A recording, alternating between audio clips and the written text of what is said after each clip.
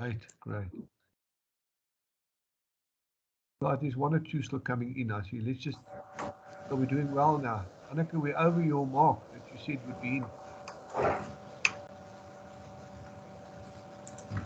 Right, let me kick off. Otherwise, guys might click out again. So we're starting late. Me and ASPASA, we don't start late. We try and do it as professional as we can. Good morning, all. Anneke, you can record. Just for those who do not know, we record these, and then within a day or three, Anneke then sends out a notice where you can find it, but it's actually very easy to find. You just go to YouTube and you click in ASPASA and you find all our meetings there. We've put it all on YouTube. I don't do minutes and I don't do all that writing. If you want to go and see something, you go onto YouTube, click on whatever the subject matter is, and you then look at the meeting again, and you could skip and so forth and so forth. So that's why we ask about recording. And what we normally try and do is ask the people that are speaking to maybe send their slides to Anneke at office at ASPASA. Right. So my name is Nico Pino. Some of the names that I see on the screen, I don't know who they are. Most probably we know each other when we see each other. But welcome to everybody. And yes, thanks for this. It's not. This wasn't my idea. I must give this credit to Herman from Much Asphalt. Herman has been asking for this for quite a while, and I think it's an exceptionally good thing that we're doing here, and I think we should do it on a yearly basis, so we can, or more. We've got our plan out for all the meetings in 2022. We'll carry on with teams. I don't think we'll ever go back into sit in little rooms or in boardrooms trying to talk. We won't get so many people. We're just hitting 41 people. We wouldn't get them in a training room or wherever. So it's an excellent system, and I'm very chuffed that we've moved over to this way of doing business. So that's roughly the welcome. Hello, Teresa, there out of Natal. How are you doing down there? Your screen is on, but that's great. Right. So I think that the second thing I'm going to note is that we do not allow collusion, and I always record that because we don't want somebody reporting us and saying we're colluding. We deal with specific subjects. That's why there's a proper agenda, and the recording will be on YouTube. So anybody, if you do feel that we're colluding, then you raise your hand and you make that very clear to us, and that will be recorded, of course. And then secondly, if you feel we're colluding too much, then you can leave the meeting, which, yeah. So, but we don't collude, we don't allow it. We've never been in trouble with anybody about colluding. So just keep that, bear that in mind. Then I think just some of the rules that I think people all know it by now. Some of the rules of teams is participants to disable the mics and the videos. It's not because we don't want to see you. It just takes a lot of power out of the system, and then we start getting background noises and so forth and so forth. I think until the chairperson allows you to talk, put up your hand, and then we'll allow you in. Raise your hand. Keep discussion short and to the point. Barry, I'm not talking about you. I'm just making this point. And then note meeting to be recorded. So that's roughly, the background as we have to do. And I must just say, I'm very impressed. We thought we were going to get 30 people. We're hitting 49 people now. You can look on your in your box on the side there. So this is very excellent. Then I'm going to hand over to my friend Herman.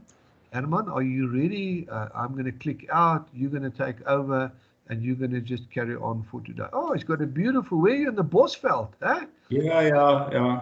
I would also prefer only online meetings, because then I can also, like you, sit in Dolstrom all the time and see. Yes, it's lovely in Dolstrom. The weather's great today. I want to get out of here. Herman, again, thanks for starting this thing. You put the agenda together. You asked me to bring this thing in and set it up. And thank you very much. I think all that I just want to say to Herman is this is not in competition with the Road Pavement Forum. This is not. It's not that. It's specifically the items on the agenda. And that's what Herman said. Herman, dankie. I'm handing over to you, and then you. Thank you. Great, thanks, Nico. Thanks for setting this up. I think it's long overdue. Like you will hear later today, obviously, is that, I mean, aggregates is very important to us, the guys that make asphalt. So just a little bit of background. I haven't got any presentations or anything. I just want to give a brief introduction to why we have today. And it's basically to get us closer together. I mean, ASPASA has been very good to SAT over the years. I mean, with our seminars that we've had over the years, we had lots of sponsorships from members from ASPASA. We had always good attendance because our SAT seminars are normally well attended, and it's a good networking opportunity for the ASPASA members as well. So we often had 10 to 20 ASPASA members. I know here in Gauteng at the Pretoria one at Gautrans. So it's extremely important for us that we keep the relationship going, because we haven't had in-person seminars for quite some time. Hopefully we will start having hybrids at some stage going forward. So just for those guys that don't know who SAT is, the Society of Asphalt Technology, we're an association of members. So it's not associations or companies like ASPASA. We've currently sitting at about 650 members. Our member numbers have increased over the past year, and I think it's mainly due to us, I think, just keeping up with the times and in time deciding to go with online seminars to carry on with the momentum. And I think we had a very good conference just 2 weeks ago, very well attended, very well presented. Some of the guys presenting today presented there as well. So yeah, the reason for this is, I mean, 95% of our product is aggregate, and it's extremely important to us. And today is basically just for the aggregate guys just to hear from our side what our needs are. And there are specifications that are changing. So, and we need to make sure that we keep abreast of the changes and why these changes happen. And with the aggregate guys that need to manufacture the product for us, they need to be aware of what's happening. And quite often things would change in the production side, which would have a major effect, and Taffy would cover that. And just so that you guys understand what happens and the challenges we can be faced with. So yeah, so today, basically looking at the new specifications, I think Christy is going to handle the one on basically 1083, SANS 1083, that's almost complete, which is basically the same as Koto. So that would be one presentation, and then Taffy would give us some background on what the influences of the aggregate is on our mix properties and things like that. And then Barry would give us some guidance, or just to give us an update of all the progress that's been made with the training and certification of our lab people. So that's the plan for today. Thanks for everyone for joining. Thanks for the SAT members that are joining, and thanks for the aggregate guys. Yeah, so I think we'll jump right into it. Christy, if you're ready to start off, that would be great.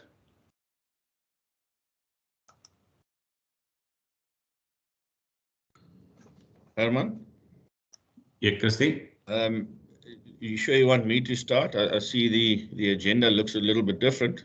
Oh, sorry, man, I haven't got the updated one. Who's up first? Barry? Barry. Oh, it's gonna, Barry, you're welcome. Good morning, everybody. Do you want me to get my screen up and shared? Yes, please. Yes, please, Barry. Will you just give me allow me access so I can share?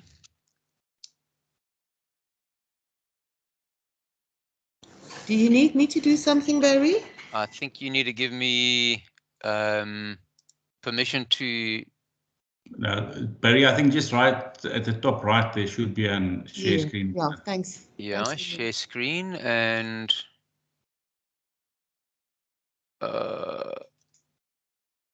okay, I'm just trying to see content only.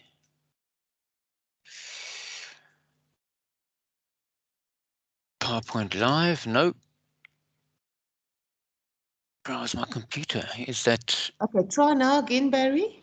okay? Just give me a sec.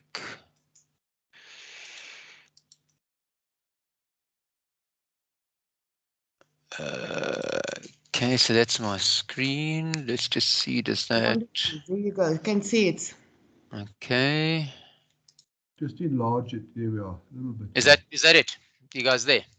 Right. Yes, great. Thank you. Okay, excellent. I've got, all right, good morning, everybody. Thanks very much for attending, and thanks very much for the opportunity of just giving you an update on where we are with regards to these particular topics here. I'm going to chat about a couple of interventions that are available to assist in the improving of the quality of the testing that happens both at the quarries as well as the commercial facilities, and then obviously also on sites where this testing is actually undertaken. So I'll talk about it, the intervention for internal lab audits within the quarry facilities, the deeming competent of the laboratory staff themselves, and then also the training videos that are available for use on sites as well as at the ASPASA sections. With regards to the technical audits, it's an intervention that was put in place just before sort of that little C arrived and caused us all sorts of grief, and it has been delayed as a result of that. So the implementation is hopefully going to start happening now into the end of this year and into 2022. Basically, the lab audit is based on ISO 17025, which is the lab accreditation process. It's basically a watered down or abbreviated process of 17025, and what we look for there in the accreditation process is the accreditation of your personnel or certification of your personnel. I'll chat about that a little bit later. It's also an ISO standard 17024. We also need to have a look at calibration and verification of your equipment. We have a look at how you participate to confirm that your results are correct with testing against other facilities in an inter-lab comparison process, and then also the collecting and providing of evidence, your actual test records themselves. The process itself is very similar to what you currently are doing in ASPASA with regards to the safety and environmental audits, both from a costing and methodology perspective. And it's there really to assist in improving all-round laboratory quality. As I said, it's an abridged version of 17025. It's not necessary to go the full route. Sorry, you got some other mics that are open in the background there. Can the guys just mute your mics, please? Annika, can you just can all those outside mics, please? Thank you. No? Sure. Yes? Okay, that sounds better. Okay. There are some of the organizations that on the asphalt side that are going for full accreditation for various reasons. And I get a feel that it might be worthwhile for some of the larger laboratories or the larger ASPASA members to maybe look at doing full accreditation to assist them internally and with their branches as well. But that is something that we can have a look at into the future. It's not something that is necessary right now. If we have a look at the process itself, the first step would be an initial audit in the form of a gap analysis. Obviously, you need to get used to the system. As I said, it's similar in process to what you've got with the safety and environmental audits, but it is obviously different because it's focused directly on the laboratory itself. And during those audits, we'd also look at assisting with presentations on where we are with regards to the COTA document, the revisions that have recently happened to the TMH5, and then where we are with 3001, with the changes that are proposed to be going forward in the near future as well. So it's really to help keep you up to date at your particular facilities with regards to what's actually happening in the industry. I'm involved in pretty much all of those committees, or have a hand in all of those committees that would also involve 1083. And then I would be able to actually keep you abreast of what's going on if you maybe missed out on any of the presentations that happen around those. The second audit would take place either a little bit later that year if you want to actually get a sense of how you've improved in a short period of time, or you would have it the following year. We would have a look at what we raised as a non-conformance in the first step with the initial gap analysis, and then look at conducting a second audit as well. The third audit would then happen on a third, fourth, and fifth audits that would happen on an annual basis, and it would just really be checking what was raised as a non-conformance the previous year, and then just checking that you're still up to date with regards to the most recent test methods, and that if you've got any new personnel or new equipment, that is actually functioning correctly. The basic benefits is that if you are doing some form of ILC with outside facilities, you would be able to compare your results to your commercial facilities. See, there's a bit of a spelling error on that facility there. So it gives you confidence in what you're actually producing out of your particular quarry. The confidence in the lab results, because remember that your lab result actually conforms whether you're producing to the spec. And if you conforming to the spec, then you're producing the quality that's actually produced. And if you've got quality product going out, you've got less rejected material, and that would actually then just lead to an increase to your profits and happy clients and further business, which is, I think, where everybody's trying to aim towards. The lab audit, as I said, you'll check the management system with regards to the record keeping of all the test results. We'd have a look at the calibration and verification of the equipment you're using. We'd have a look at the staff competency and the training that's been undertaken, and then whatever lab inter-lab comparisons are happening, how your results compare, how you analyze those results, and whether you're participating maybe in the national PT scheme that's held through the NLA. It will be a step-by-step process. And the idea would be to improve the quality and capabilities of each of the facilities that are there doing testing for you, and also to assist outside of that particular environment. If you need additional training of your staff, setting up of PTs or ILCs as well, that can also be built into the process as well. So basically, it's there to assist in training and the development of a quality program in the form of audits and additional quality visits as required or as necessary. So in conclusion, the idea is, if you've got a quality lab, experienced personnel, and the resultant improved confidence in your results, it allows for better management decisions to be made on the quality of the product that you are producing and selling. It's not a quick fix. This is not going to be resolved after 1 or 2 audits. Audits are held on an annual basis, and it's there to ensure continual improvement in the quality that's actually being provided. It'll be incremental in the way it's implemented, and the quarries would need to grow and develop their knowledge of the system used in critically important function of laboratory testing. I think it's a field that has maybe over a period of time not been well enough valued, and it is something that would need to be looked at and grown and developed over a period of time.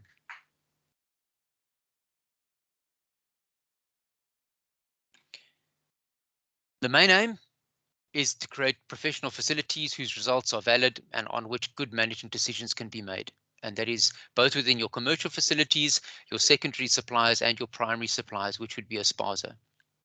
So basically looking forward to assisting you in that environment, in improving the laboratory testing within your facilities. And you can get hold of me either on my cell or email address to set up meetings and audits to be planned accordingly around the country. That is the first part of the presentation that I'm doing. The second is with regards to the competency of personnel. This is part of 17025 requirements.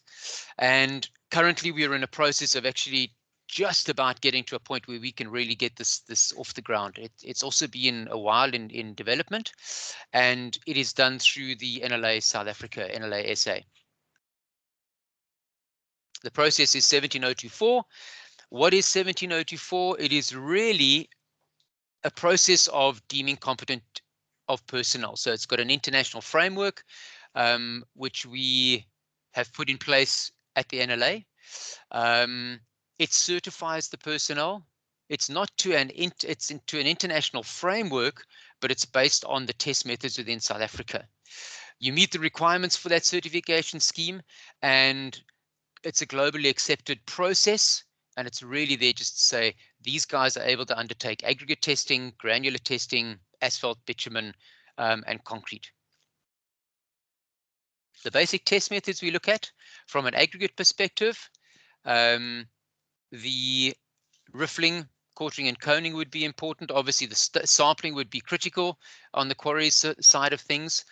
Sieve analysis and flakiness index is important, and ALD if you're doing the roadstone. The other ones invariably, besides maybe the loose and compacted bulk, are methods that the laboratories in quarries should be undertaking.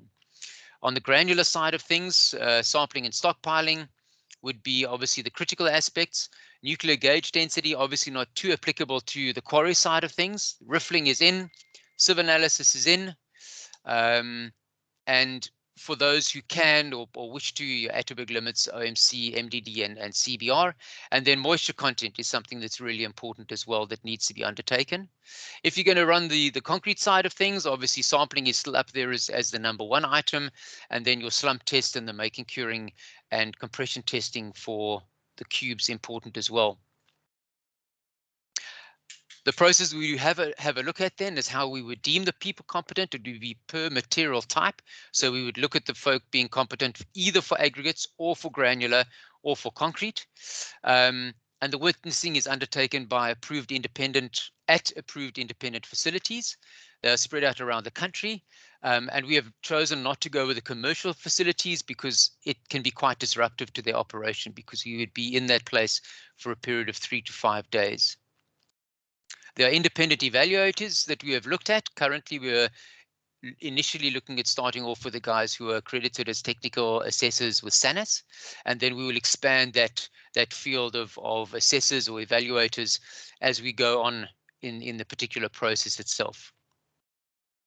What is the certification process? Once your candidate within your facility feels confident in what they can do, and that would either be through experience, in-house training, or external training, they would register with the NLA. We're looking at starting with aggregates, and then we will expand to the granular and then the other 3 material types over a period of time. There will be a theory assessment that we would use then as the NLA to first gauge the readiness for that individual. And then if they pass that particular scenario, we would put them into a witnessing process. It would be observing 80% of the basic test methods that I put up on the previous couple of slides by an independent evaluator. And that evaluator would be able to evaluate between 3 and 5 people per day per material type. The more lengthy test methods that we've got in granular might reduce that to 3 people, whereas the more simple ones on the aggregate side, we should be able to get 5 without too much of a problem.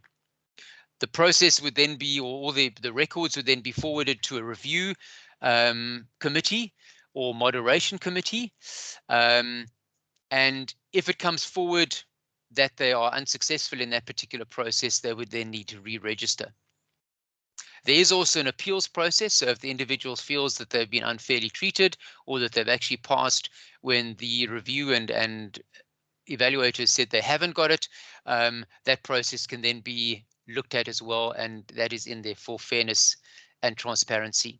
The certification will be in place for a period of 5 years, and after that period, the individual would then need to reapply for recertification. There will be a database of the testers that are approved under the system as well, and the process of reassessment would not involve re-witnessing. What we require is that the individual is still working within industry. We need evidence of that. And then they would have a look at some form of online theory assessment just to gauge whether they're abreast of the latest revisions of the test methods, that they've received possibly some additional training, and then whether they're also attending any conferences or forums.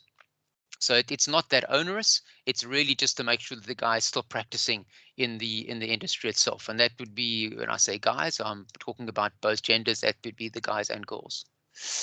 We're looking forward to getting the first bunch of testers certified before the end of this particular year. And again, feel free to contact me on either my cell or my email address so that we can actually start setting this up and getting these guys registered. Now, the last point that I need to have a look at covering would be the BASO videos. This is an intervention by an independent party looking at actually providing online material to assist in training the individuals that are within these facilities that are maybe quite far flung. You will still need to do some form of physical, face-to-face practical assessment of the individual once they've had a look at the videos.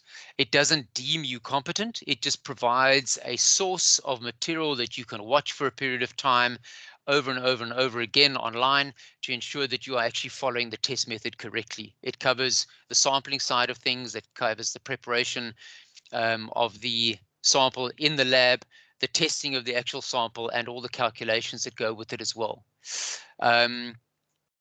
You can also do formal training or in-house training. It depends on what your process actually is within your organization. Then you would then, once you're at that point, this would then say, right, I'm now ready to go and do the certification through the NLA.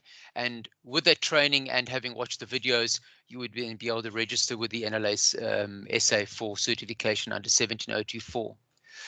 The granular and aggregate methods are already available and on their website. That is on the AG series, that's the grading, flakiness, ALD, ACV, and 10% fat. And the granular material has got gradings, PIs, the MDD and CBR, and the moisture content is also covered as well. The additional test methods that are going to be coming out that are maybe not that relevant to ASPASA members, there are asphalt test methods, binder methods, and concrete methods that are already available. The concrete is available, the binders and the asphalts will be out hopefully before this end of this particular month.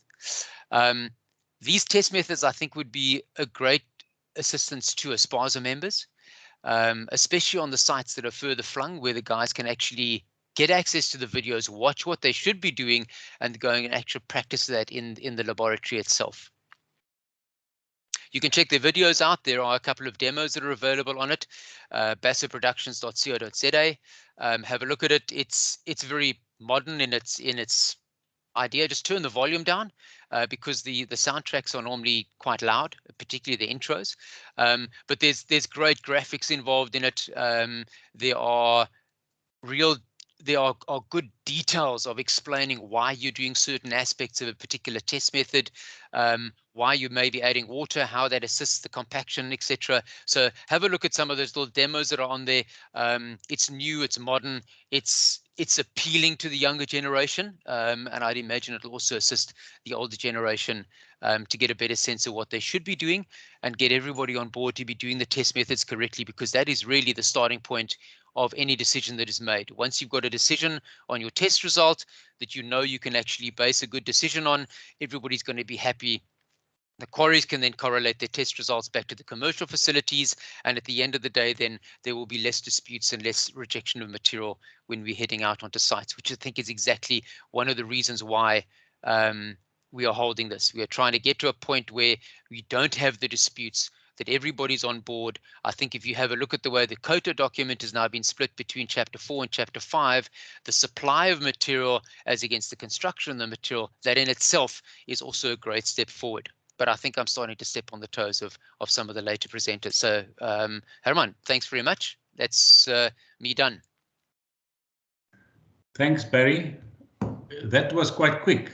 Yeah, no, we're getting used to this stuff now. Yeah, no, great. No, thanks, Barry. Just a question from my side before I open the floor to questions. The certification of, let's say, quarry lab, which would be very similar to the asphalt on-site labs. Yes. SANAS accreditation of such a quality control lab, is it possible? Yes, it is possible, but I'm not sure if it's actually necessary. It's going to be a lot of work for them to do very few test methods on their schedule of accreditation. So my feeling would be, if you look maybe at the larger organizations that have got a whole bunch of branches, like AfriSam or AfriMat or Lafarge, they might want to get within the various provinces an accredited head office laboratory and run ILCs within their environment, and then the head office maybe joins the national PT scheme through the NLA, and that will give them a sense of how consistent their material is, with that link between the head office lab and the NLA scheme. Whether the individual branches want to become accredited, that is maybe a step too far, but it would depend very much on whether they've got an issue or whether they haven't got an issue with regards to the test results. So the abridged audit that we are doing is based on 17025. So if we assist them to actually get those steps in place, they would be in line with what is required to a degree for 17025, and then it's up to them to make the decision as to whether they go the full route or not. Great, thanks for that, Barry. Is there any other questions from the floor? I'll see if I can see hands. Anthony, just unmute. Okay, great. Thank you. Thanks, Sermon. Barry, yeah, just a quick three questions, but they sort of run into each other. Okay. Your experience in the field of the competency of the personnel, that's the first one. Can you give us a bit of an idea of what you've found? And then secondly, the availability of skilled people in these functions. Those two questions sort of run hand in hand. Are they available in the market? You know, are we going to be able to find these people? And then the third one was the cost of a SANS accreditation. And I'm looking particularly here at the smaller operations, not the corporates, you know, for the independent type quarries and so on. Those are my questions. Thanks. All right. Your first question with regards to the quality of the testing, are you talking about in the labs in general, commercial, secondary and primary facilities? Yeah, I'm looking more at the people that are available, that are in the market. Do we have that sort of skill set available? Is it currently happening, or do we have to really look at it to train people up to an acceptable level? Well, I think even for those members that are in the industry at the moment, with the changeover to 3001, there's still a lot of confusion and merging of what is done in TMH1 and what is needed to be done in 3001. So I think there's still a fairly big gap in the way that people understand how the test methods need to be done consistently across all the different fields that you've got. It starts at the quarry, then it goes to maybe your secondary supplier as an asphalt supplier, then it goes out into the field. So the question would be, are all of those individual parties on the same wavelength with regards to what needs to be done? So I think there needs to be a drive to ensure there's better integration across all those different fields. And the more we've got that integration, the more consistent the test results will be, and the better the people will understand what's being done. I do find that on some of the site laboratories, there is also a lack of the communication from the head office laboratory that's accredited to the actual site laboratory, where there are differences in how things are undertaken.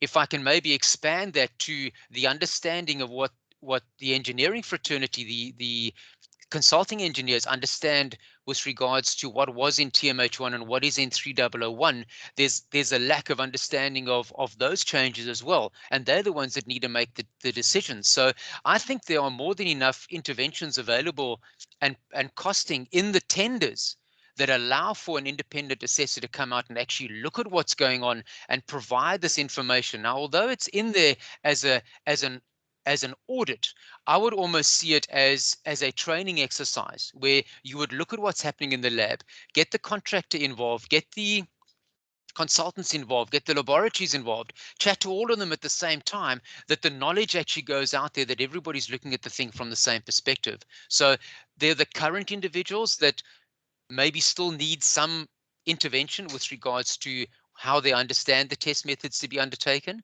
There are individuals that are out there who are not employed, who need to be brought back into the industry. But at the moment, with the depressed economy and the tenders coming out, I would imagine these people are going to start coming out of the woodwork and start looking for employment opportunities, but they would need to be upskilled to get it in place. So I would like to have a look at, in discussions I had with Krishna, where he's saying, well, maybe what needs to happen is in the induction of the laboratory onto the sites, I would consider having the initial audit talk to the lab about granular material. Then when you go on to the next aspect and you start looking at maybe of the concrete works, there's another audit that happens with interventions there. At the third time, you would start looking at the binders and the asphalts. And that would ensure that over a period of time, you've got 3 or 4 audits that take place. Now, those 3 or 4 audits are going to cost you maybe 100,000 Rand. And a lot of people are going to say, well, that's a lot of money to spend. But if you have one claim where there's a dispute on that result, on any result, and the material is failed or rejected, or there needs to be some sort of intervention around how to resolve whether the result is correct or incorrect, and all the additional testing that takes place, I can guarantee you that that first intervention where there's a dispute is going to be way over 100,000 Rand. So if we can actually get things in place to ensure that things go as smoothly as possible from the start, and not wait for there to be a dispute, which will cost you $1 million, $1.5 million, 2, or up to 10 million in some cases where the material needs to be removed and replaced. I think it's money well spent as preventative action rather than the other way around. Your last point, you talked about SANAS accreditation for those facilities. What is the cost? Yeah, just a ballpark figure on the cost. I've no idea what you'd put in there as a physical cost. Yeah, 100,000, 150,000. I'm just literally stabbing in the dark. I'm not sure what it would cost. It's not a. Sorry, got a bit of feedback there.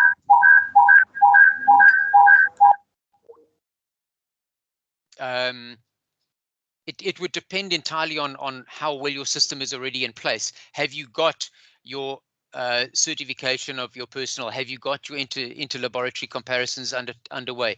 Are you calibrating your equipment already? So my feeling would be I would like to start doing the intervention as put in place by ASPASA, start the guys to get a sense of what they need to put in place. They can do it incrementally, and then after a period of time, once they understand the system a little bit better, they can start actually having a look then as to whether it would be worthwhile to go the route of SANAS accreditation, or whether just to remain in the maybe a level or two just below that accreditation with those interventions assisting them to get something in place. The better all the individuals at the various levels talk to one another, the less issues we're going to actually have. The better everybody understands what's required, the less issues we're going to have. Obviously, you've got now the changeover into COTO, and with the change into COTO, there are going to be additional new things that need to be learned, and there are things that need to be put in place there to make sure that this is actually working well. And I'm placing emphasis on chapter 4, and that is to make sure that the material before it arrives on site conforms. If you've got that in place, you are going to have less issues with regards to who's responsible for any issues that happen thereafter from a construction perspective. But if you know what is arriving on site is correct at that particular point in time, it doesn't mean that the engineers now accepted the material and is taking responsibility for it. The responsibility still lies with the contractor, but at least you know that what was produced is correct and should actually then do what you wanted to do once the construction practice takes place. I hope that answers the question, Anthony, 1, 2, and 3. Yeah, thanks, Barry. Yeah, that does. Thank you. Thanks, Barry. Okay, so next up is Taffy, giving us some background to requirements of aggregates for the production of asphalt. Taffy, are you ready? Morning, everyone.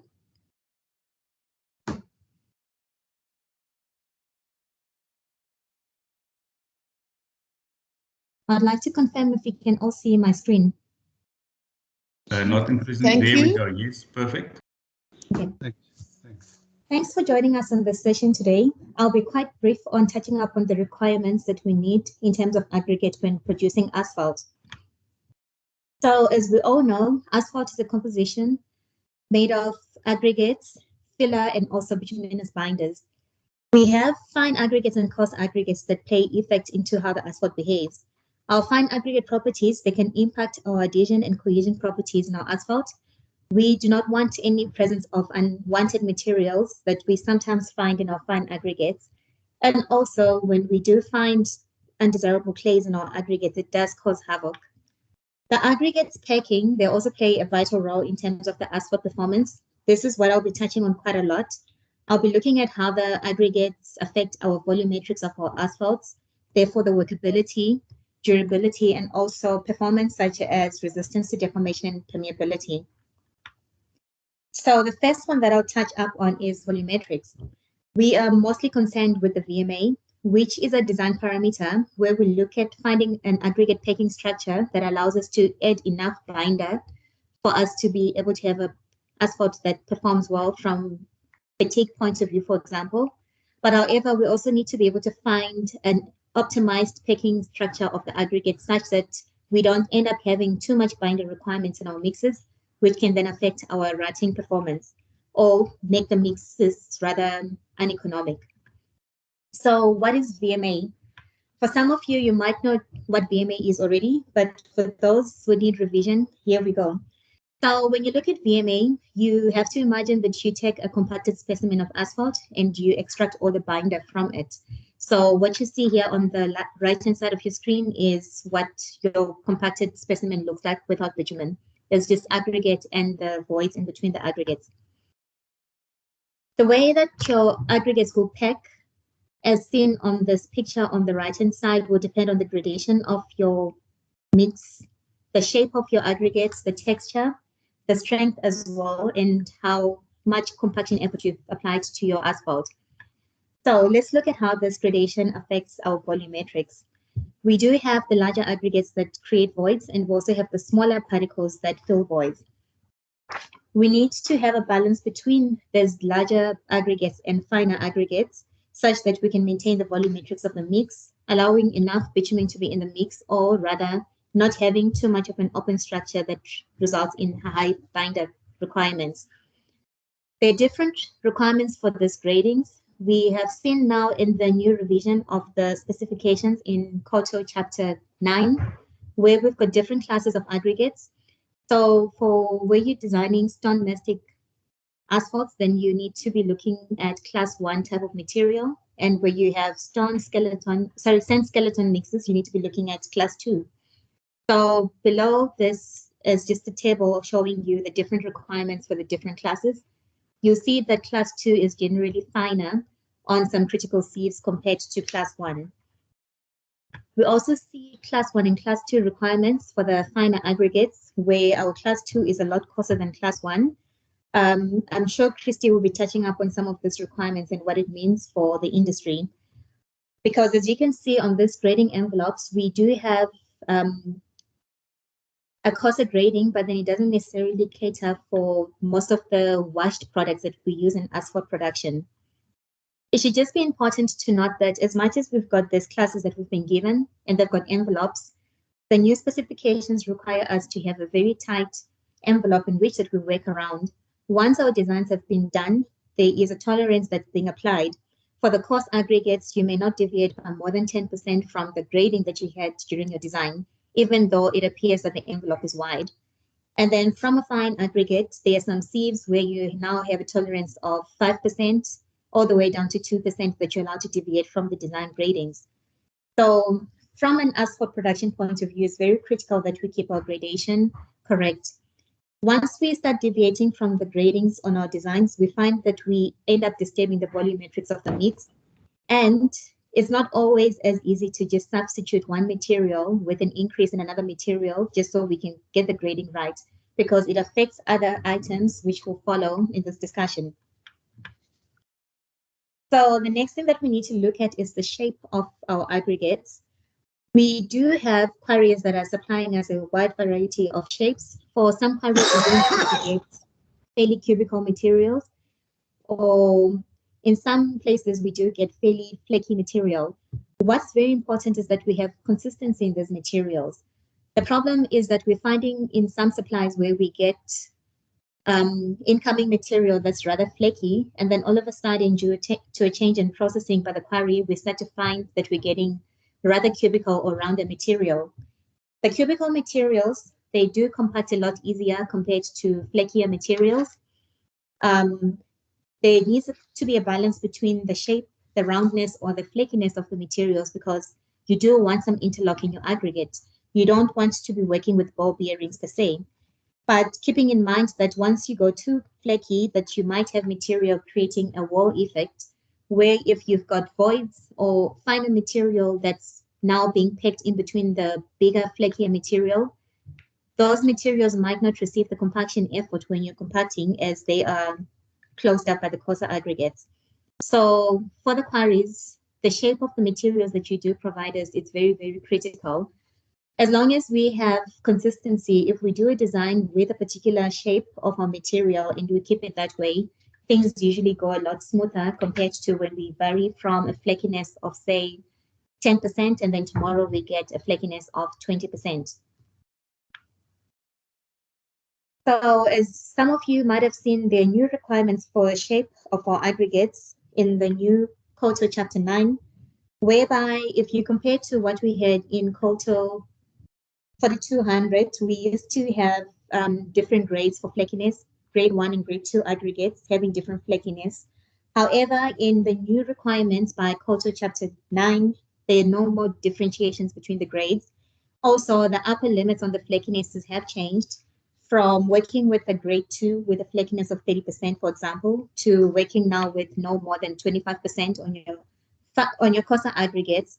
And then for your relatively smaller aggregates, that's your 10 mil and your 7 mil, we now have an upper limit of 30% flakiness compared to the old requirement of 35%.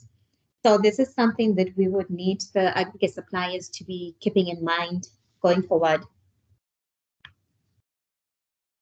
Besides the shape, we also have to look at the texture of our aggregates. Depending on the crushing and processing implemented at the quarries, you might find that the aggregate texture might come out smoother or rougher than they usually are. Also, the aggregate morphology does have an impact on this textures that we have. So as we all know, the smoother texture will be able to orientate a lot easier than the rougher texture, which has some interlock and friction. There needs to be a balance, because the smoother texture does allow for workability in our mix when you're still compacting, but then however, you don't want your material to keep on moving or reorientating because it's too smooth during in-service performance, because then you will start having issues such as your rutting problems. The next thing that also needs to be looked at that's very critical is the strength of our aggregates. So depending on the type of aggregate that we're working in, some of them do, and the processing that the quarries are using, we do get some materials that come out quite flaky. And the flaky material, when it's not strong, it does give us quite some challenges, in the sense that the flaky material could break during mixing if we're using pulp mill or rather harsh mixing processes during the asphalt production, or even during compaction when you're still doing the testing in the laboratory or during the compaction on site. So too flaky material also is not a good thing, where you might find that when the materials does get flaky, you might now have breakage of your material, which now then affects your gradation and therefore your shape and texture of your aggregate, all that linking back to how does your material now compact? What are the volumetrics that you're getting? Is it as per the design, or is it now a different situation altogether? There are some new requirements for your aggregate strength that are in COTO Chapter 9. One has to just also keep in mind what the contract specials do say, because definitely durability of our aggregates is very important. As I said, you don't want crushing during compaction and you just won't get the compaction that you need, or you now start having exposed faces and you have a chance of getting water damage now in your asphalt. So I've touched up now on the volumetrics in our mixes. Now let's look at the workability. So generally, workability is the ease of how the mix is being handled. You do want a workable mix for ease of compaction on site, for you to be able to get the densification that you need, and also your degree of densification has a direct impact on your permeability, which is a critical performance factor. If your mix has not been designed to have high voids in situ, you do not want a very permeable mix, because that will pose a risk of moisture damage. And also, if you've got air permeability on a high level in your mix due to unworkable or mix that you couldn't compact easily, you run a risk of having accelerated binder oxidation, which can then lead to cracking on your rod.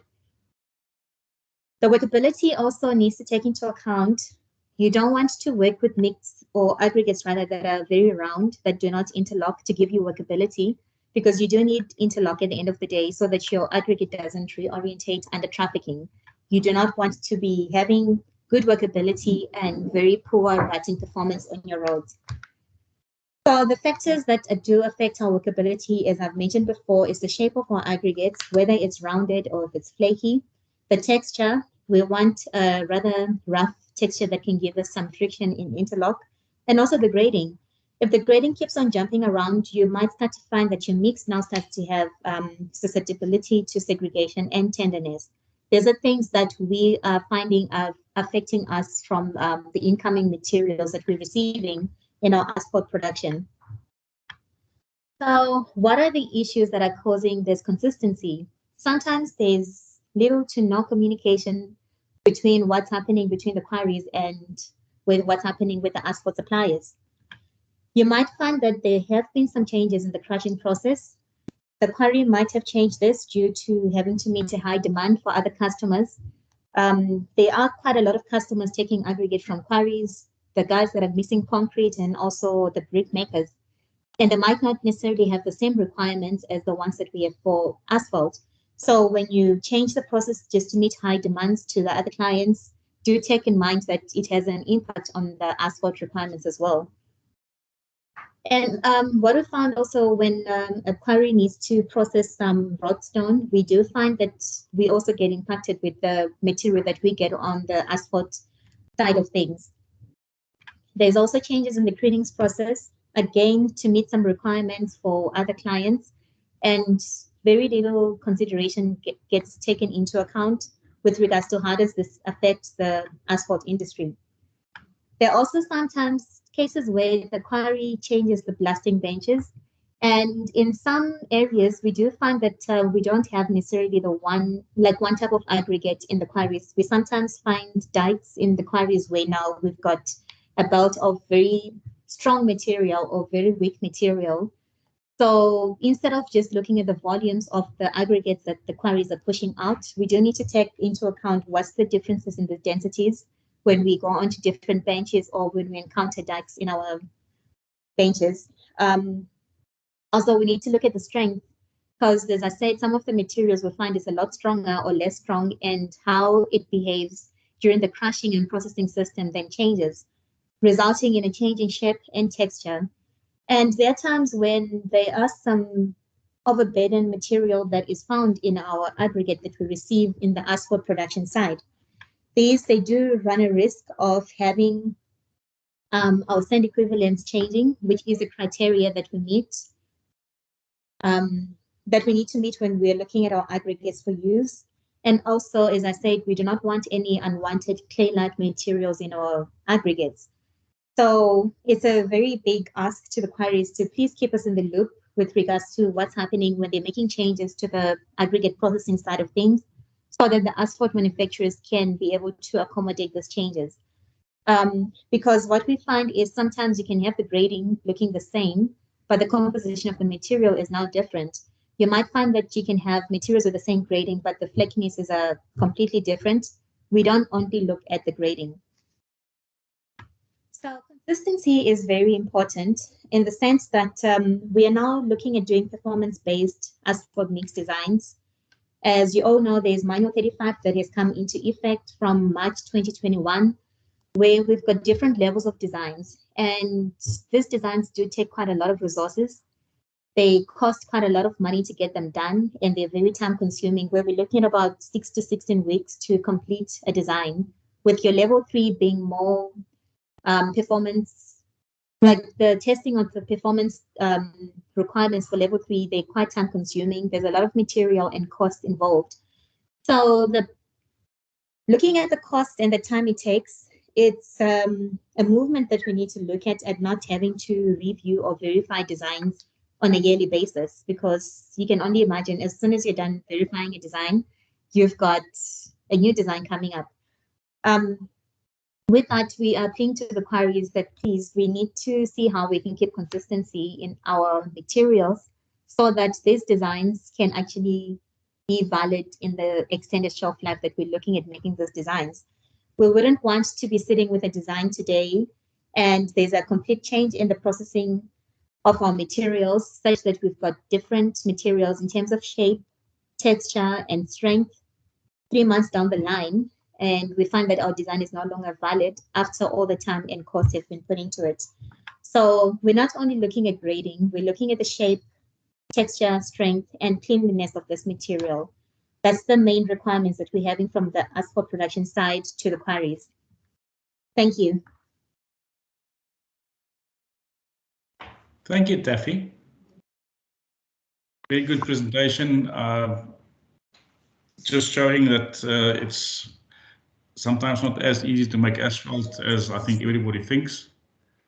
I think some of the issues also that Taffy hasn't mentioned is our struggle sometimes with crusher dust with extremely high filler contents, where we typically in our asphalt mixes would sit with between 5 and 6.5% filler, and 70% of our mixes quite often consist of crusher dust that we sometimes sit with a lot of excess filler that we need to handle, and we need to basically dry the filler, then we extract it while it's being extracted in the process, and we don't have enough space in the mix for all the filler, and then it becomes a hazard of how do you handle it after that. So that's one of the other issues. And then something also is moisture, obviously. I mean, we prefer to have a sand with lower filler contents, and quite often then we request to get washed sands.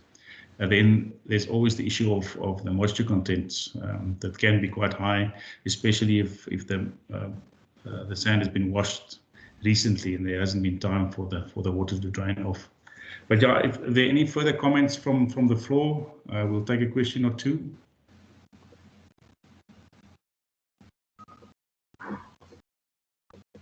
Yes, Anthony. Hi, Taffy. Yes, thanks for that. Just a more comment than a question, and I'm talking now from an aggregates production perspective. Your deviations, your grading deviations that are being allowed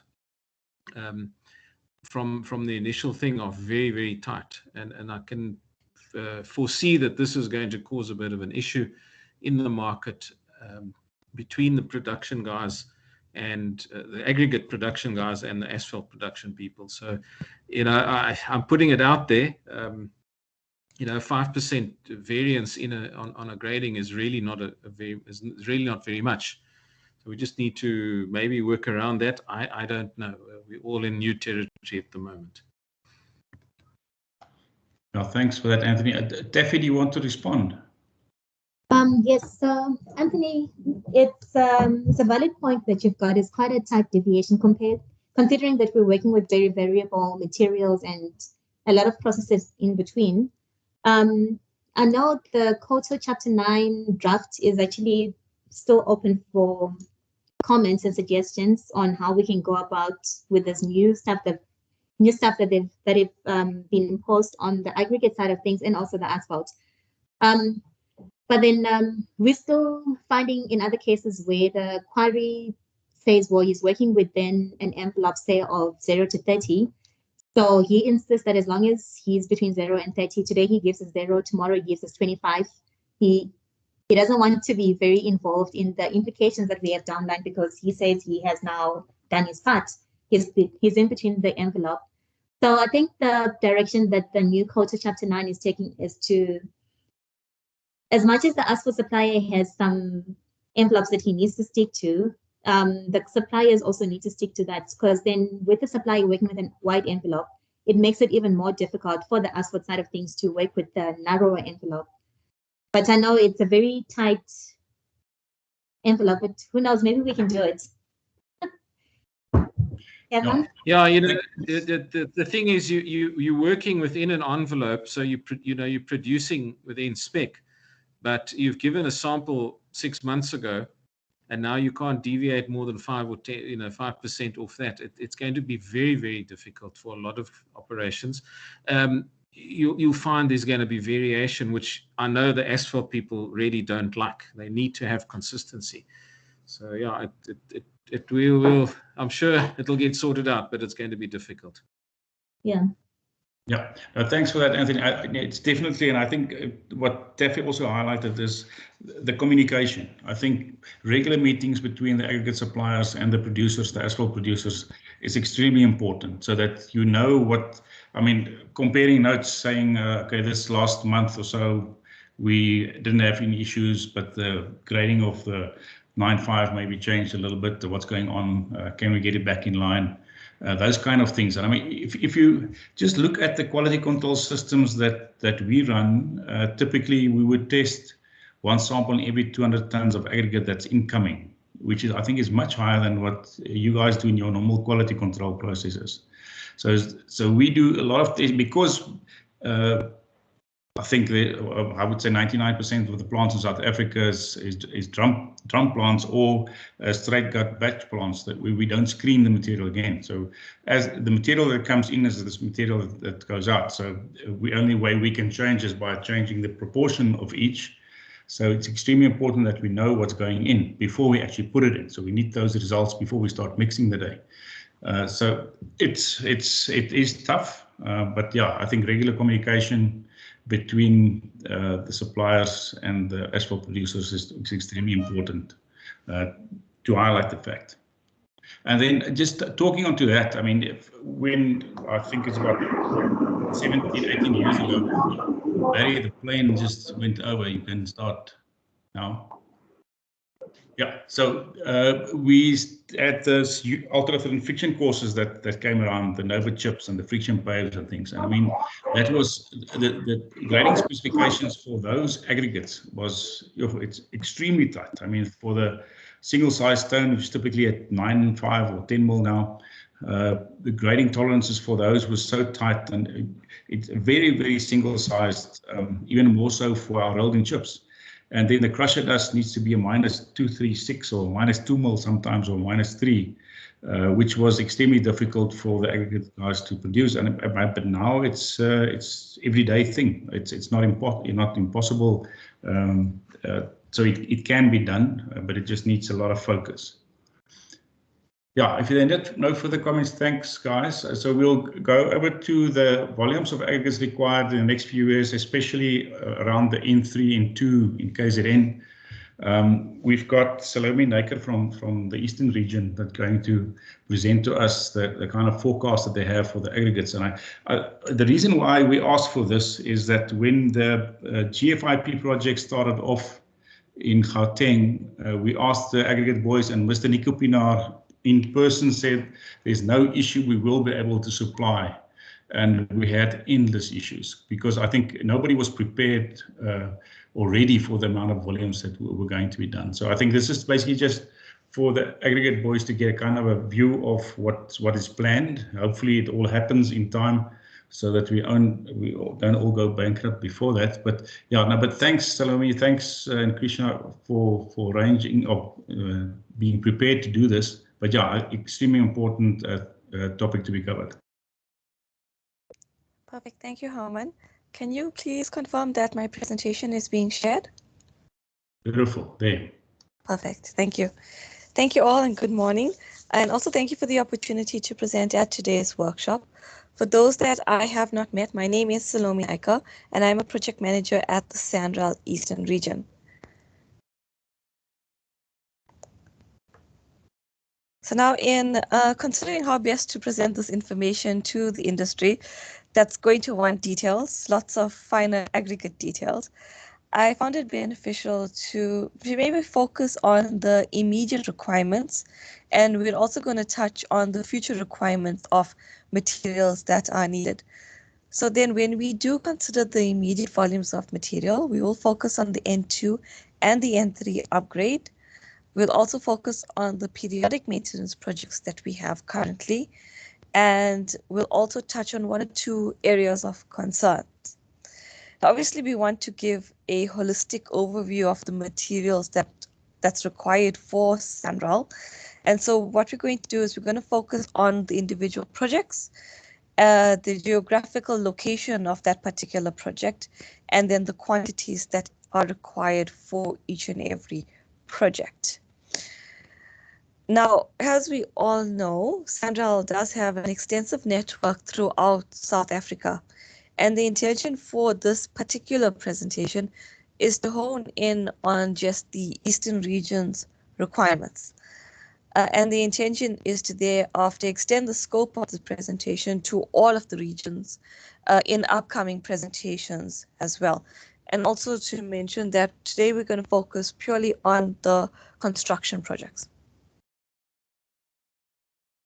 Okay. Now, I would be very irresponsible if I did not include a disclaimer for the information that is going to be shared today. So the information today is being collated during various different stages in a project.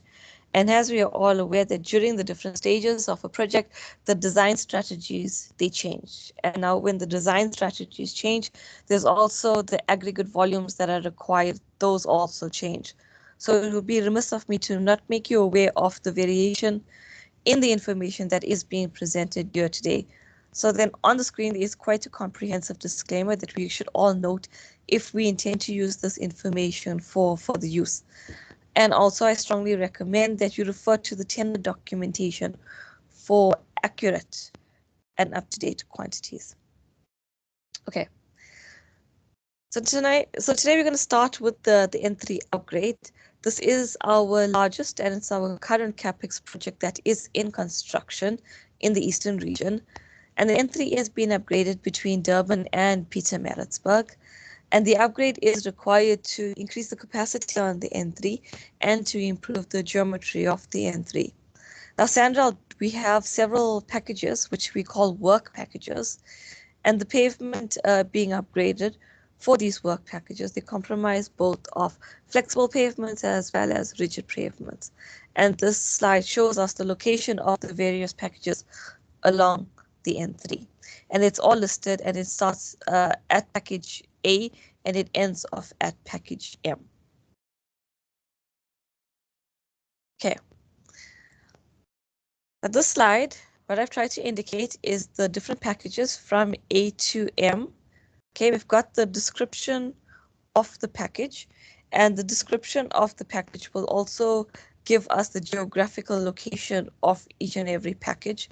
There's the length of each package that is going to be upgraded to, the number of new bridges or interchanges as well that's included in each and every package, the duration of each package, and well as the current status of the package and when it is likely to go out to construction.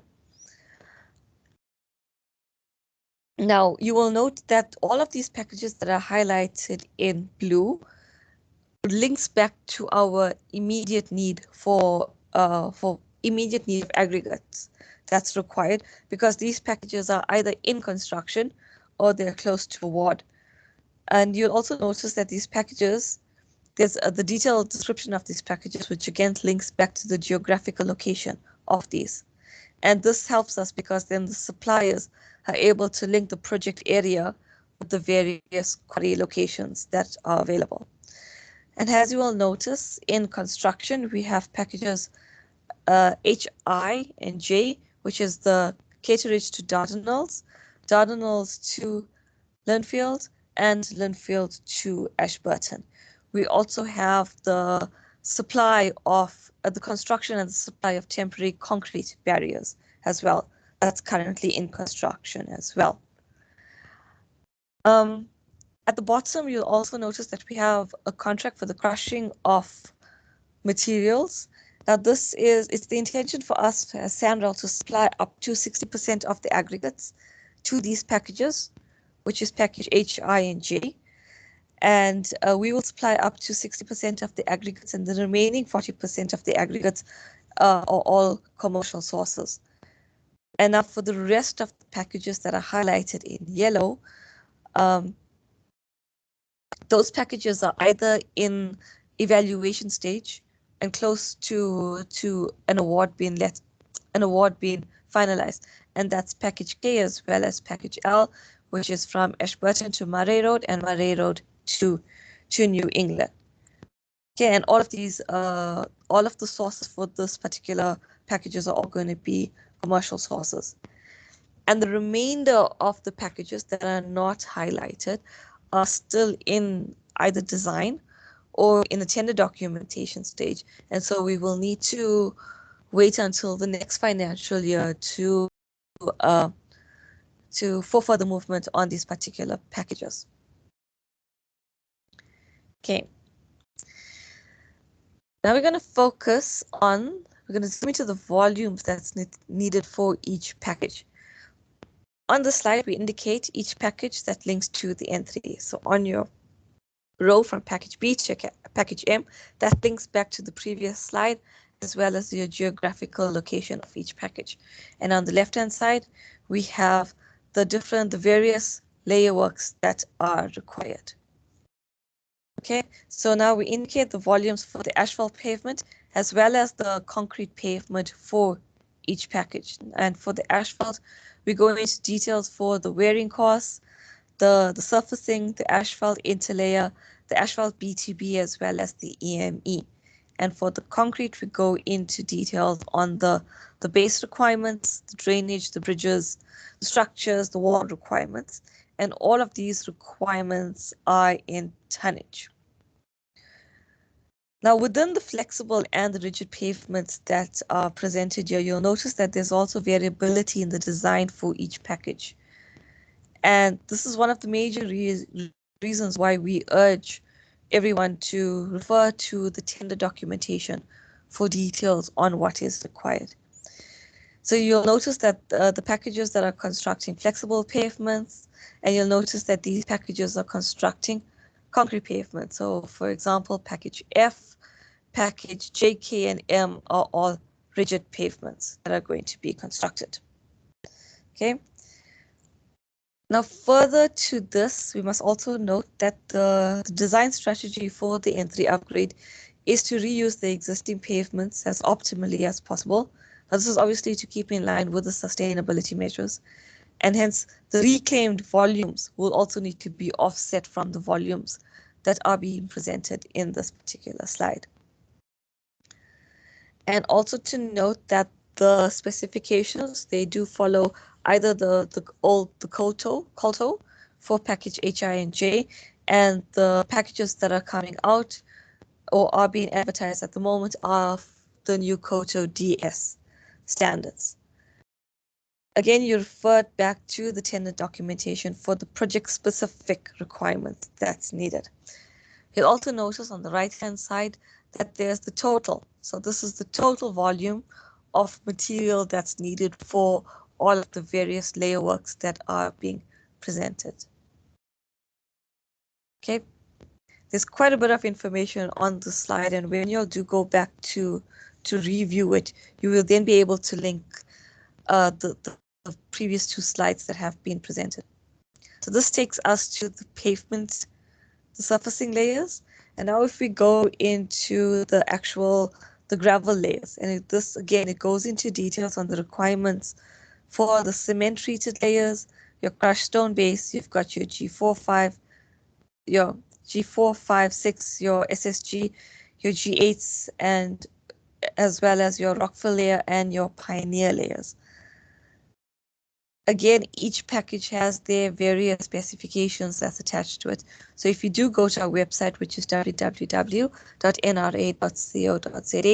and you go into the service provider zone and into the tenders, then you can download the tender documents that for each and every one of these packages to confirm the specifications that was included in the tender documentation as well. Okay, and finally, on this particular slide, we also give volumes that's required for the gabion stone as well as your subsoil drain and your aggregates for each and every package, and the total on your last column. Okay, so that is the N3. We're going to focus now on the N2. You'll notice that the N2 are packages from Lower River to Umdloti.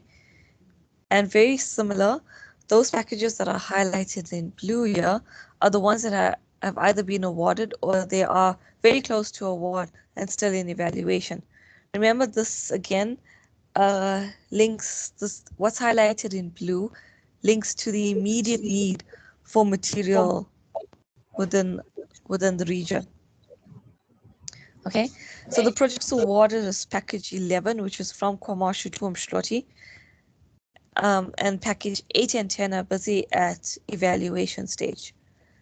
And also just to note that the packages in orange will be going out to tender in the next financial year, and all of the materials on the N2 will be sourced commercially. Okay, we also have within Eastern region periodic maintenance projects. These are all that's what has been presented. There's 11 of the periodic maintenance projects, and they have either been awarded or they're very close to an award stage already. Now you'll notice that these projects are both in the KZN region as well as the Free State. And what we've tried to show here is just the project number, the project description.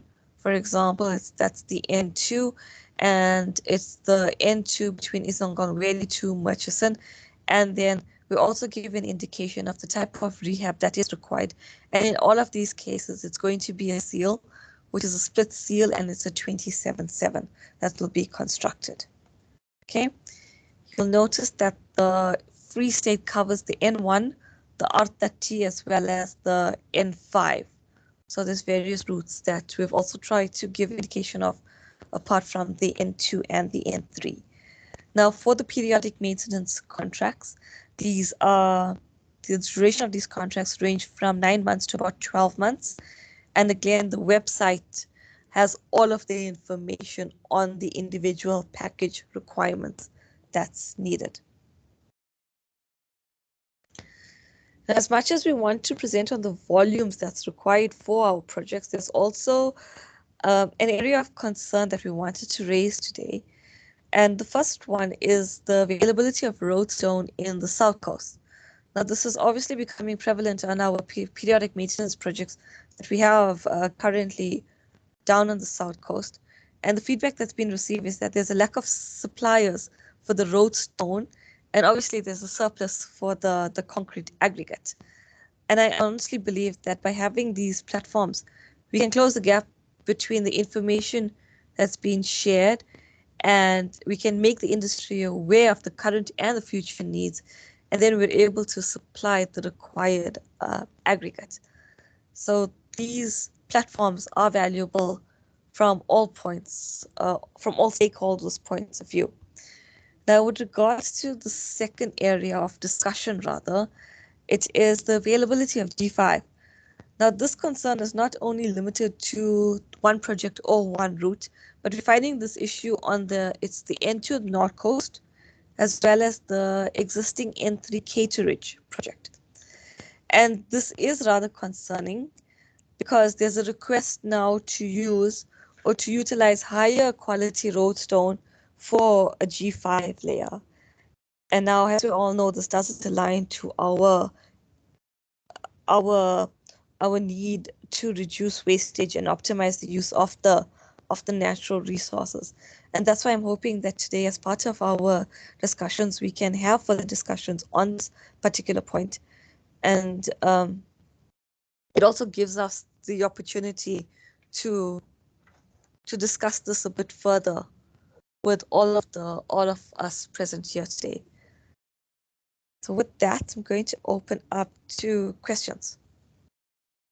Thank you. Thanks, Salome.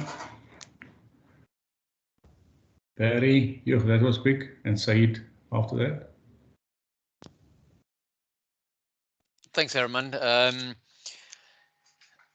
Yeah, just a point on particularly materials that are more of a natural scenario or a natural characteristic. Your 4Bs, 5Bs, 6, 7, and 8. It's a continual issue in the industry at the moment with regards to how the interpretation is done for SANS 3001, GR30 and GR40 for the MDD and CBR. And I think it's something that we must maybe look at holding another workshop on, that everybody's on the same page, because what's happening in the current methods is the scalping process drastically drops the CBR value.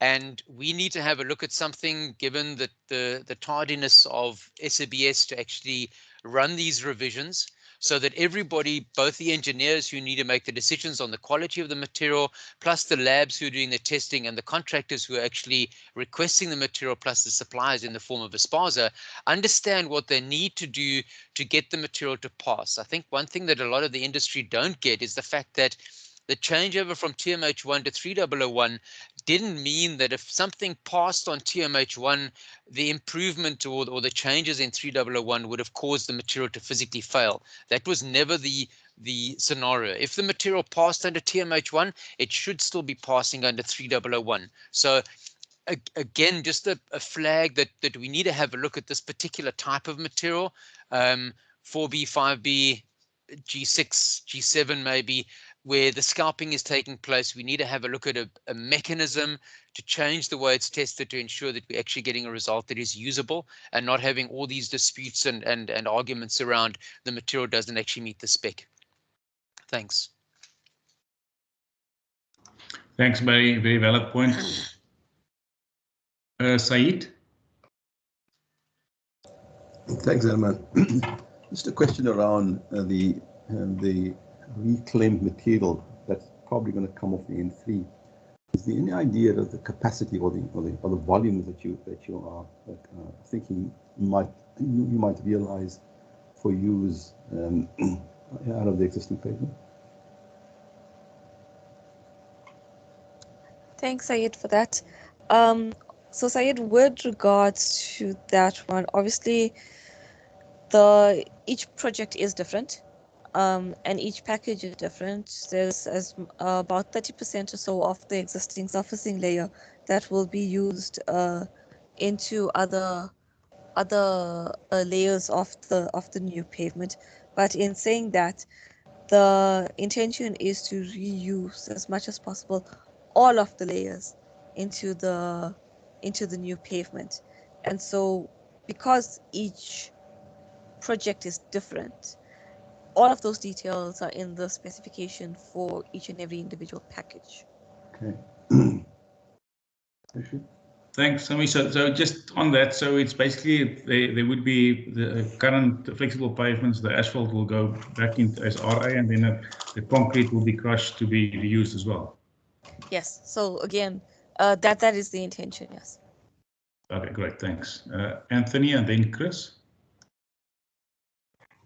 Thanks, everyone. Salome, thank you very much for that.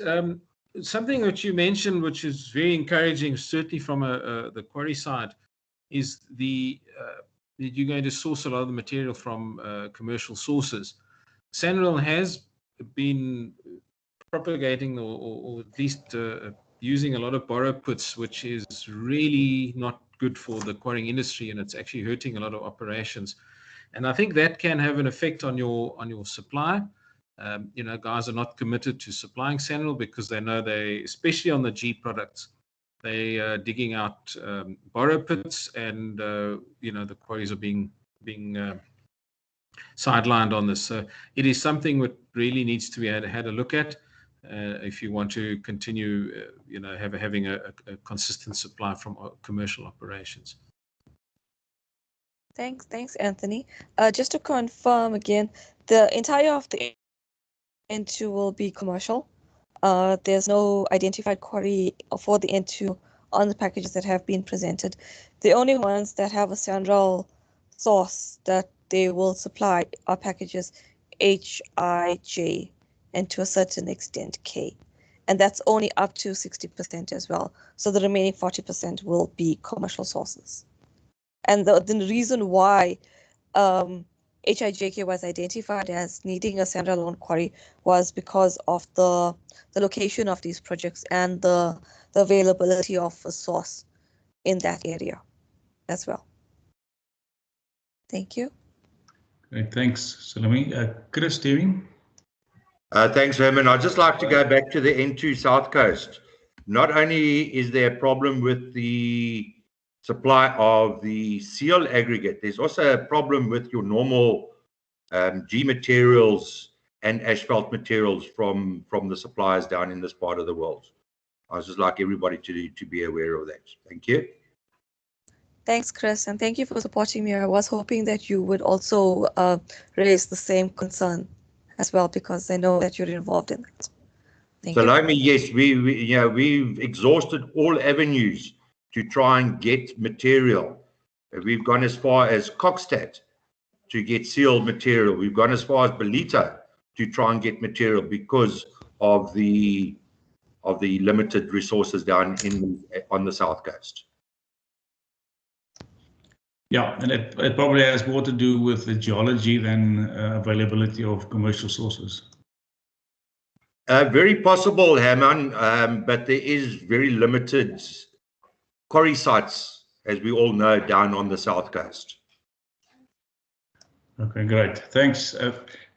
No further questions for Naomi.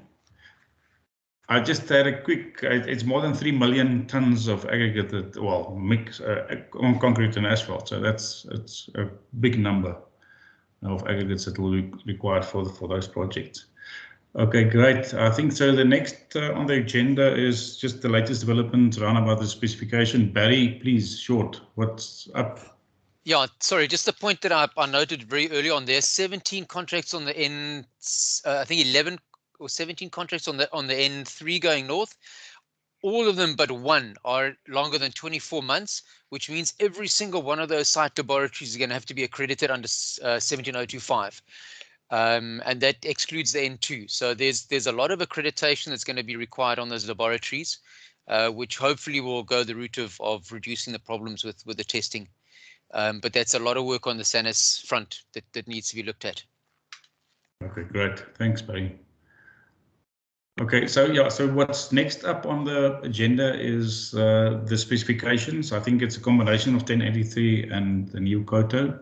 So Christy from N3TC will take us through that. Thanks, Christy. Thank you, Herman.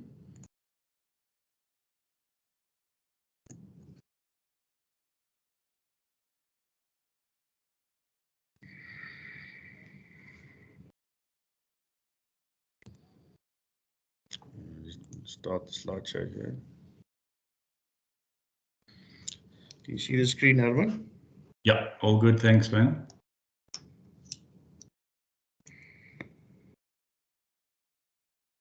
Hello, can you guys see the screen? Yes, we can see it. Thanks, Christy. What's happening here?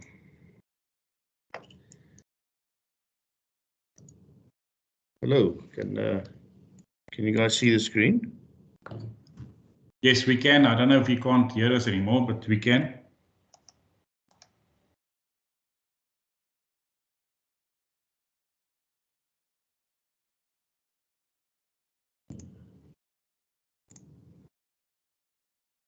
Herman, you there? Can you guys see the screen? I can't hear. Yeah, Christy, we can all hear. It's clear. Yeah, clear.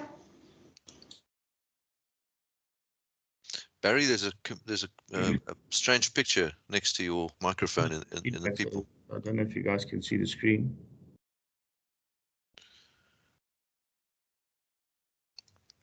Thank you, Michael. Okay, I'll carry on then. Hope I'm not talking to myself. Okay, so as Herman said, I'll just quickly take you through where we are with SANS 1083 and the working group that is working on that. Dit is mislik, hè? Looking at today is in this presentation really is just focusing on where we are with 1083 and why are we looking at it. Kyk wat een is dit. O, hier.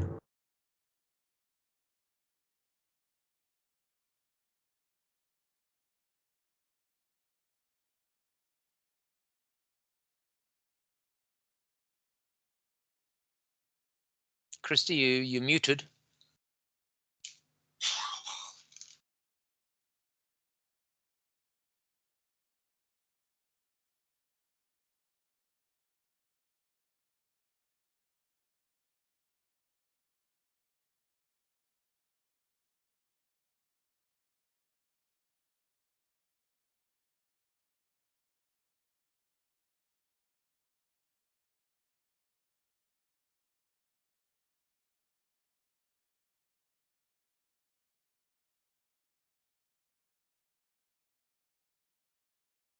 She's like, no?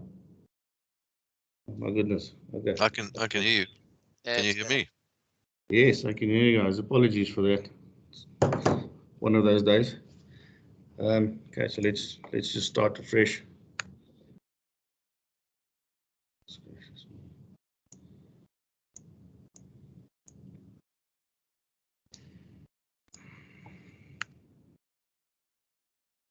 Okay. John, is that better? Can you guys hear me now? Yeah, I can hear you. And yes. Okay, cool. Thanks. Apologies for that. So what I'll take you through with SAS 1083 is really what the working group is currently busy with and where it's heading. And we will look at why the need arose to look at 1083 again, what the update will cover, and what the sort of progress is with that. So as we all know, it's a South African national standard that deals with the aggregates from natural sources, and currently 2018 version is focused on the aggregates for concrete. And it's necessary to just look at a little bit of the background quickly. The focus of 1083 shifted with the industry over time from considering aggregates for concrete, road and base courses to really just the aggregates for concrete. And the road aggregates are found elsewhere, the specifications for that in guidelines and manuals and project specifications and so on. And obviously this resulted in some challenges. And the biggest challenge being that now we've got a standard for aggregate, and not everything is in a common place anymore. As I said, you've got various manuals and guidelines and specifications that now deal with what we require for the roads, and the concrete still sits in 1083. And another thing as well is that we don't only now use natural sources anymore for the road aggregates, but we also think of things like manufactured aggregate and recycled aggregate and so on, and that needs to be incorporated. So these challenges were recognized, and at a SABS meet quite some time ago, at the time when COTA was still being worked on, at that meeting there was 12 resolutions, and I just put the first 3 up here, and really the working group is driving to get these resolutions in place. And it was agreed that we would, as an industry, bring the aggregates back under one home, 1083, and that includes then the aggregate for concrete, the granule materials we use for the road construction, and which we spoke about now, the asphalt mixes, as well as the aggregate for seals and microsurfacing. So that's really what the working group is busy with, is to drive these resolutions. So what will the new 1083 cover? And this is really what it will look like. So it will cover part 1, the aggregates for the concrete, mortar, plaster, ballast and gabions, and then road construction, asphalt mixes, and then the seals in part 6. And at present, the idea is to have a part 0 where we can include the standard definitions to all the parts. And this really aim is with that to number one, ensure that we speak of the same thing in the same part and we understand it the same way. And if we don't, we say so in part 0. And it's easier to work with, and it declutters the parts itself. And the important thing here, and that's been mentioned a couple of times, is that as far as parts 4, 5, and 6 go, it really is based on COTO. So an understanding of this COTO specifications goes a long way to know what's in the new SANS 1083. And just to highlight that, if we just look at part 4, I'll jump back to part 1 now. This is just an extract of the current draft. You see on the right the table, and that's things we are familiar with. The look and feel of the table. Maybe something that was added is that we have the test method shown in the tables, so that it makes it easier to work with. So it's not something that's new to all of us, but it is from the COTO specifications. It's based on that. And then part 4 will deal with the G materials, as well as then materials, aggregates required for macadam, sand filters, drainage blanket layers, and so on. So it's not only just the G materials, although for us, in many instances, that will be what is probably used the most. As far as part 5 goes, the asphalt,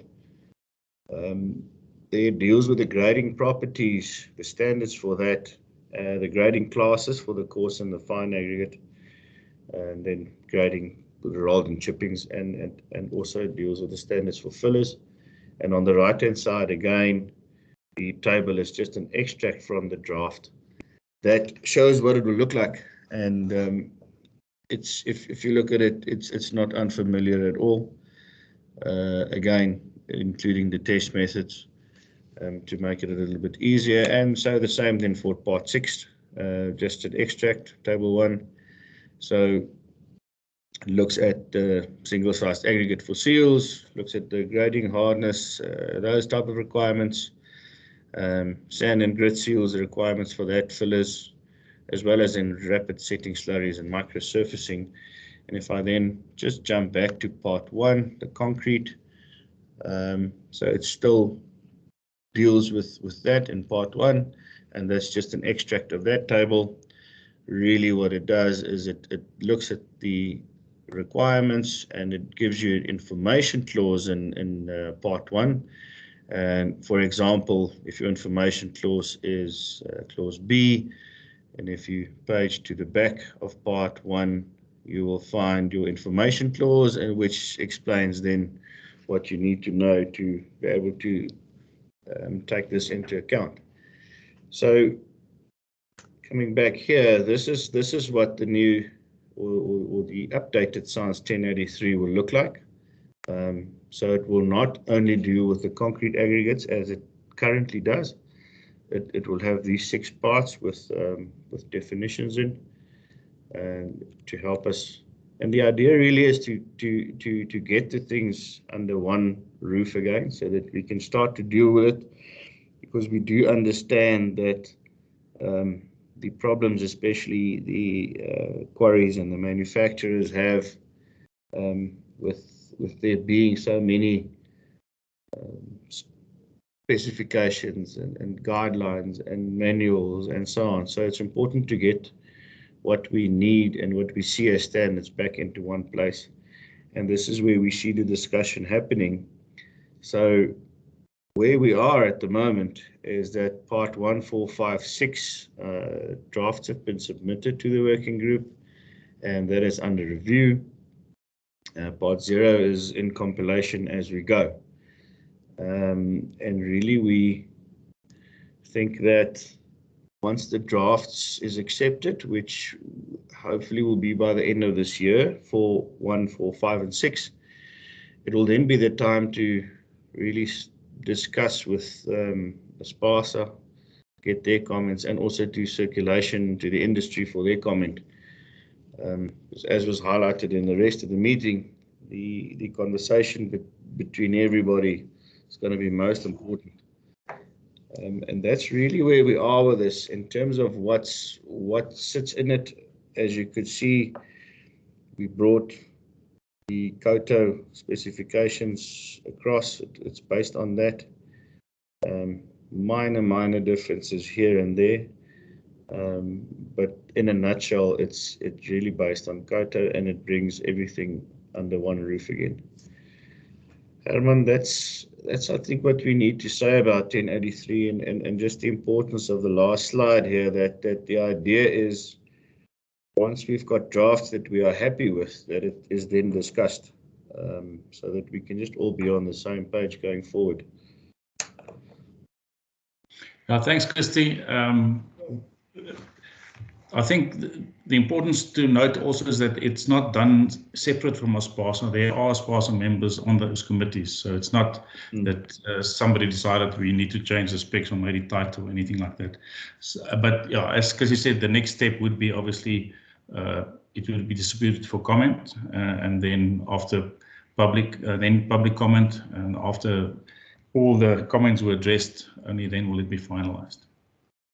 But yeah, it is already in COTO, so it's not that it's totally new to us. Yeah, thanks for that, Christy. Are there any questions or comments on the specification side? I don't see any hands. Okay, thanks to the presenters. Thanks to everyone.